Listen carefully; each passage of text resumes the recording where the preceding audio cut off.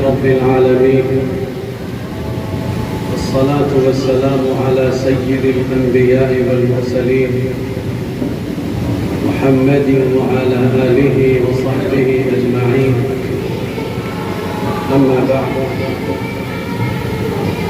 فأعوذ بالله من الشيطان الرجيم. بسم الله الرحمن الرحيم. قل هل يستوي الذين يعلمون والذين لا يعلمون؟ صدق الله مولانا العظيم. قابل احترام حضرات علماء کرام،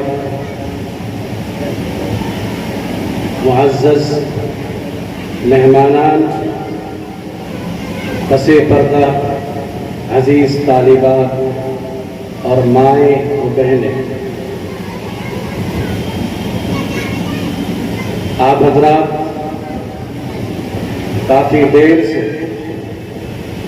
اس نورانی مجلس میں شریک ہیں اور 9 غموں کے پروگرام سماعت فرما رہے ہیں، اور موقع بھی ہو کہ جب اصح الکتب بعد کتاب اللہ کی تکمیل کا موقع ہو۔ اس وقت اسلام کے ذخیرے میں جو کتابیں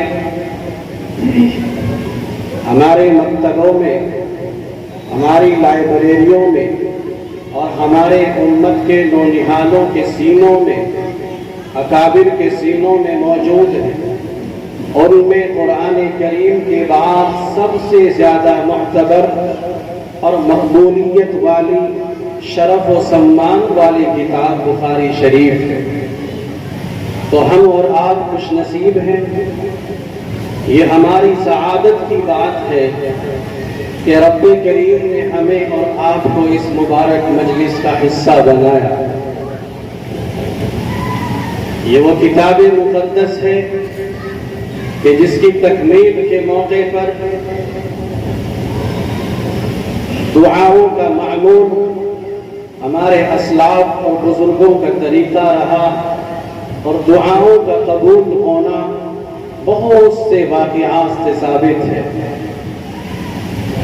حضرات، یہ مدارس اسلامیہ کہ جہاں اللہ کا یہ کلام، نبی علیہ السلام کی یہ باتیں پڑھی اور پڑھائی جاتی ہیں، یہ دین اسلام کے قلعے ہیں، یہ ہمارے اور آپ کے ایمان کے محافظ ہیں۔ زیادہ دور کی بات نہیں، آزادی سے پہلے سنگھرش کو دیکھیں اور اس وقت کے ناگفتہ بھی حالات کا مطالعہ کرنے کے لیے تاریخ ہند کی کتابوں کی ورق گردانی کریں تو ہمیں پتہ چلے گا کہ ہمارے اکابر نے ان مدارس اسلامیہ کے تحفظ کے لیے کتنی جان و مال کا نذرانہ پیش کیا ہے۔ جب مسلمان انگریز ظالم کے کنٹرول سے باہر ہوا تو انگریزوں نے، برطانوی سامراج کے حکمرانوں نے انگلستان کی سرزمین پر یہ مشاورتی مجلس رکھی کہ آخر کون سا ایسا حربہ اور حیلہ ہو سکتا ہے کہ ہندوستان سے مسلمانوں کو ختم کر دیا جائے۔ تو ان میں ایک سازشی انسان نے کہا کہ اگر تم چاہتے ہو کہ ہندوستان کی زمین سے مسلمانوں کے وجود کو مٹا دو تو قرآن کو مٹا دو۔ قرآن مٹے گا تو اسلام کی شان مٹے گی، اسلام کا وجود ختم ہوگا۔ چنانچہ اسی سازش پر چلتے ہوئے اور اسی کے مشورے اور روش پر چلتے ہوئے وہ آئے، हजारों हजार मदारिस इस्लामिया को बिल्डोजर चला दिया गया, मलबों और खंडरात में तब्दील कर दिया गया और एक बड़ी तादाद अकाबिर उलमाए उम्मत की सूली पर चढ़ाई गई, उनको शहीद किया गया, बेदर्दी से उनको मारा गया। और वाकया मशहूर है कि दिल्ली से लेकर लाहौर तक और पानीपत और सोनीपत के एरिए की अगर तारीख उठा करके देखेंगे तो तमाम तर दर्द हमारे और आपके उलमा और अकाबिर की शहादत की दास्तान बताते हैं।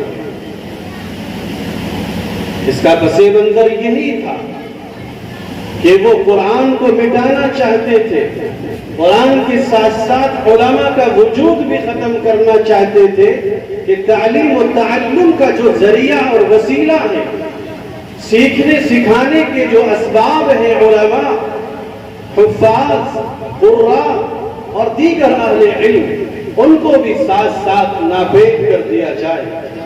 तो ऐसे आलम में जब एक बड़ी तादाद मदारिस इस्लामिया की वजूद से खत्म हुई तो हमारे अकाबिर ने यह फैसला किया कि हिंदुस्तान के चप्पे चप्पे पर मकातिबे कुरानिया और मदारिस इस्लामिया का जाल बिछा दिया जाए, गली गली कूचों कूचों में मकतबे कुरानी कायम कर दिए जाएं।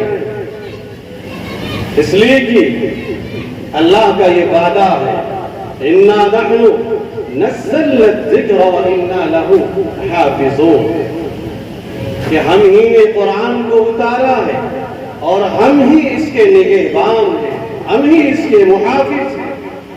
तो ये मदारिस इस्लामिया वो अल्लाह की नेमत है कि जिनके जरिए कुरान करीम की इस आयत की तफसीर और तर्जमानी होती है।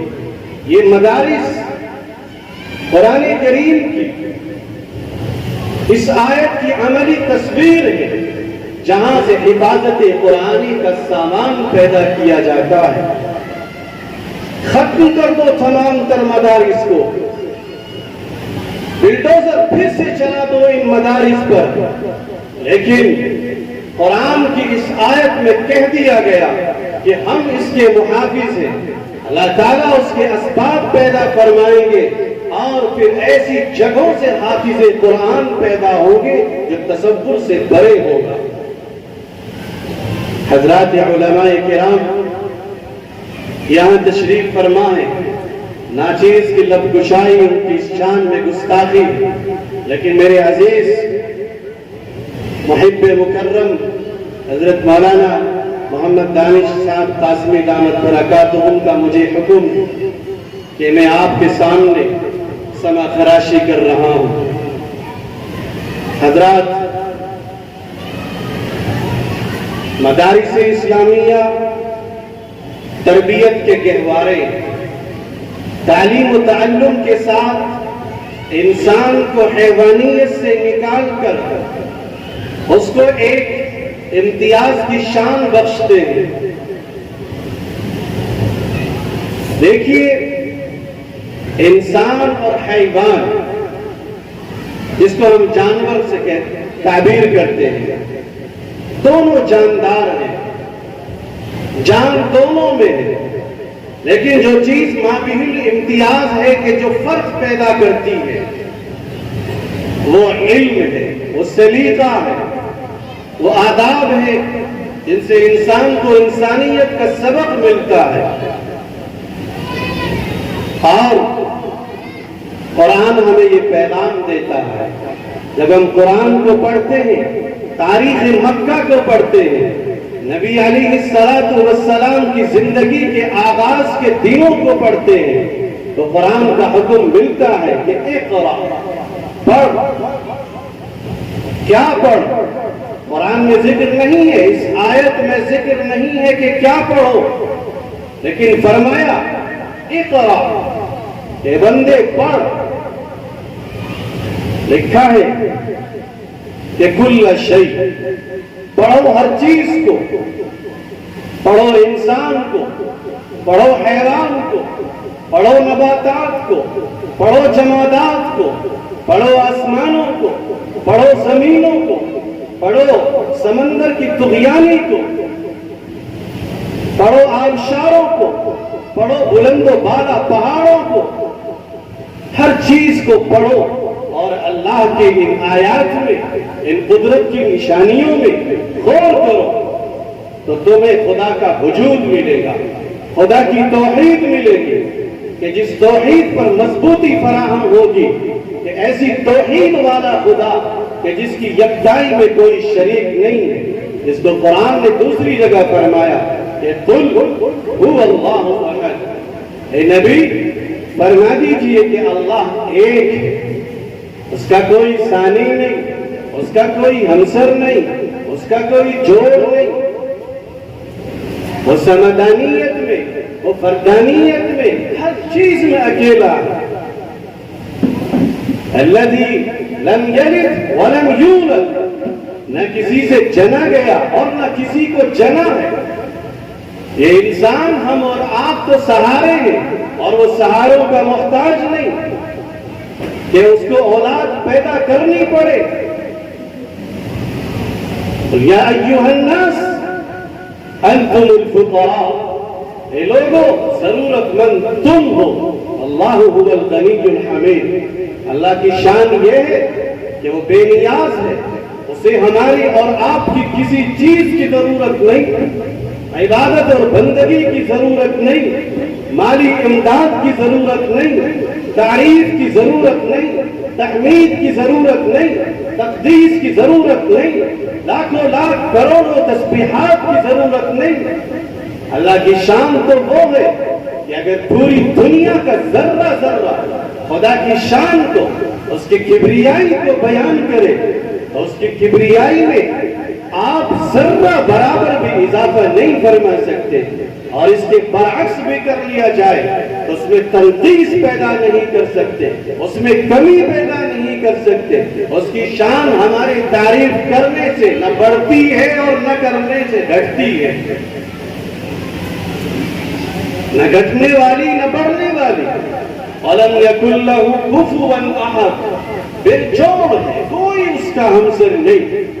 تو قرآن کا جگہ جگہ کا یہ پیغام ہے جو ہمیں سکھاتا ہے۔ اور ایک حدیث پاک میرے ذہن میں آئی، ایک حدیث قدسی کا مضمون ہے۔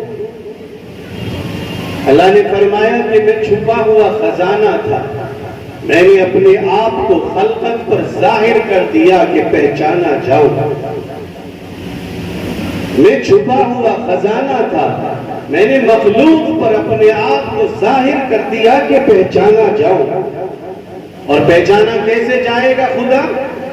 علم کے ذریعے، معلومات کے ذریعے، جس کو قرآن نے کہا ہے کہ انما یخشی اللہ من عبادہ العلماء، کہ صحیح معنی میں اگر اللہ سے ڈرتا ہے کوئی انسان تو وہ اہل علم ہے، وہ جانتے ہیں اللہ کے مقام کو، وہ جانتے ہیں اللہ کی عظمت اور وقار کو، وہ جانتے ہیں اللہ کی شان اور احترام کو۔ تو میرے دوستوں اور بزرگوں، یہ علم اللہ کو پہچاننے کے بعد انسان کو انسانیت کے مراتب پر فائز کرتا ہے، انسان کو زندگی کے ہر موڑ پر سلیقہ سکھاتا ہے۔ انہی اشخاص کے لیے کہ جو اپنے آپ کو انسانیت کے کمال سے آراستہ کرنا چاہتے ہیں، ان کے لیے یہ مدارس جگہ جگہ چپے چپے پر قائم ہے۔ تو برادران اسلام، حضرت عبداللہ بن مسعود رضی اللہ تعالی عنہ کی بات یاد آتی ہے کہ اہل علم طلبہ کی شکل میں علم کی باتوں میں مصروف ہیں۔ فرماتے ہیں کہ اے علم کے چراغوں، اے علم کی روشنیوں، اے اندھیروں میں روشنی کا کام کرنے والوں، تم بڑے مبارک ہو۔ تو اس مقولے سے پتہ چلتا ہے کہ آپ حضرات آج یہاں تشریف لائے، اس مقولے کے لیے میں اس کو تشریح کر کے بتانا چاہتا ہوں۔ دراصل ہماری ان طالبات کی حوصلہ افزائی ہے جن طالبات نے اپنے سینوں کو ختم بخاری شریف سے مالا مال کیا ہے۔ آپ کی اور ہماری شرکت دراصل ان بچیوں کا احترام اور ان کا سرمان ہے، اس لیے کہ ہمیں یہ حکم ملا ہے کہ علم اور اہل علم کی محبت کرو۔ ایک حدیث مشہور ہے جن میں سے ایک بات یہ ہے کہ علم اور اہل علم سے نفرت نہ کرو ورنہ ہلاک ہو جاؤ گے۔ اگر ہم ان کی مدد نہیں کر سکتے، محبت نہیں کر سکتے، تو کم از کم آخری درجہ یہ ہے کہ علم اور اہل علم سے نفرت نہ کرو ورنہ تو ہلاک ہو جاؤ گے۔ میرے بھائی اور بزرگوں، اللہ کے نبی علیہ السلام نے فرمایا کہ جو انسان علم کی جستجو میں نکلا تو جب تک وہ اپنے مقام پر، اپنے آشیانے پر پہنچ نہ جائے وہ اللہ کے راستے میں رہتا ہے اور جہاد کی فضیلت حاصل کرتا رہتا ہے۔ کتنے بڑے مقام اور عزت کی بات ہے۔ میں نے خطبے میں ایک آیت پڑھی تھی، اے نبی آپ فرما دو کہ کیا خواندہ اور ناخواندہ، پڑھے لکھے اور ان پڑھ برابر ہو سکتے ہیں؟ اہل علم کے لیے جواب کی ضرورت نہیں، کبھی بھی برابر نہیں ہو سکتے۔ اللہ کے نبی علیہ السلام کی ایک حدیث مبارک آپ کے سامنے بیان کرتا ہوں۔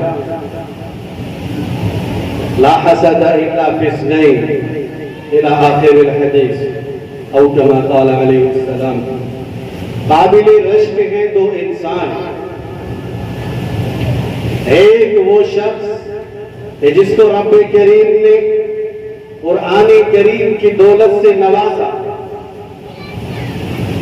اور شبانہ روز دن و رات وہ انسان قرآن کے تقاضوں پر عمل کرے، قرآن کے دستور، اس کے منشور، اس کے ضابطوں اور طریقوں کے مطابق زندگی گزارے، تو ہم اور آپ رشک کر سکتے ہیں خدایا مجھے بھی ایسا قاری قرآن بنا دے، مجھے بھی ایسا حافظ قرآن بنا دے۔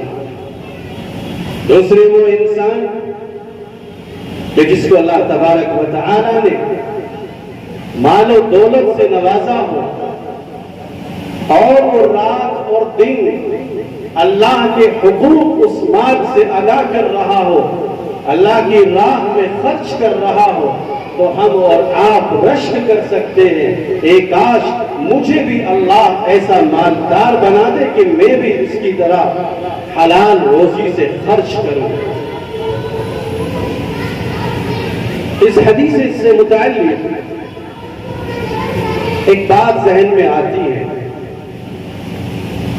جہاں قرآن کریم کا سیکھنا باعث شرف و فضیلت ہے، وہیں یہ بھی معلوم ہوتا ہے جزو آخر سے کہ رزق حلال کے لیے محنت کرنا، حلال روزی کے لیے اپنے آپ کو کشت میں ڈالنا، حلال روزی کے اسباب پیدا کرنا، یہ عین عبادت ہے۔ اس پر بھی ایک آیت قرآن میں کی ذہن میں آتی ہے کہ یا ایھا الرسل کلوا من الطیبات واعملوا صالحا، اے پیغمبروں تم پاکیزہ روزی کھاؤ اور نیک کام کرو۔ اس آیت قرآنی کے دو جز ہیں کہ کلوا من الطیبات، یہ جز اول ہے کہ پاکیزہ روزی کھاؤ، اور دوسرے فرمایا اللہ نے کہ وَاعْمَلُوا صَالِحًا، کہ اعمال صالحہ کرو۔ معلوم یہ ہوا آیت قرآنیہ سے کہ اگر ہم روزی حلال کھائیں گے، روزی پاکیزہ اور طیب کھائیں گے، تو ہمیں اور آپ کو اعمال صالحہ کی خداوند قدوس کی طرف سے توفیق ملے، اس لیے کہ رزق حرام کے ساتھ سوال ہی پیدا نہیں ہوتا کہ ہم اور آپ اعمال صالحہ انجام دے دیں۔ الغرض الشیء بالشیء یذکر، ایک مقولہ ہے عربی زبان کا کہ باتوں سے بات نکلتی ہے، میری بات نکلی اور دور تک چلی گئی۔ تو حدیث پاک جو میں نے پڑھی اس پر مجھے ایک واقعہ ذہن میں آ رہا ہے۔ ہمارے دارالعلوم دیوبند کے استاد محترم دامت برکاتہم نے اس حدیث کے بیان کے طور پر فرمایا تھا کہ دو وقت کے ولی ایک علاقے میں موجود تھے، تو استاد نے اپنے شاگرد جو کہ خود ولی تھے ان کی دعوت کی کہ ایک اللہ والے میرے گھر پہ آ کے ایک نوالا کھا لے۔ اس پر بھی ایک حدیث یاد آئی کہ لا یاکل طعامک الا تقی، او کما قال علیہ الصلاۃ والسلام، اے بندے تیرا کھانا صرف پرہیزگار ہی کھائے۔ معلوم یہ ہوا کہ اتقیاء، اولیاء، اصفیاء، خدا کے نیک بندوں کو کبھی کبھی اپنے آشیانوں اور دولت قدوں پر بلانا چاہیے کہ ہماری حلال روزی کا کچھ حصہ اہل علم اور اللہ والوں کی شکم مبارک میں چلا جائے اور اس کی وجہ سے پھر وہ محنت کرے۔ میں اپنی بات کو یہیں پر ختم کرتا ہوں، اور ہم سب کے مخدوم و مربی محسن حضرت اقدس محدث کبیر مولانا محمد یامین صاحب دامت برکاتہم، شیخ الحدیث و محتمم دارالعلوم جلال آباد تشریف لا چکے ہیں۔ ہم آپ کا دل کی گہرائیوں سے اپنی جانب سے اصالتاً اور تمام ہی شرکائے بزم کی جانب سے نیابتاً استقبال کرتے ہیں۔ مرحبا، سب مرحبا۔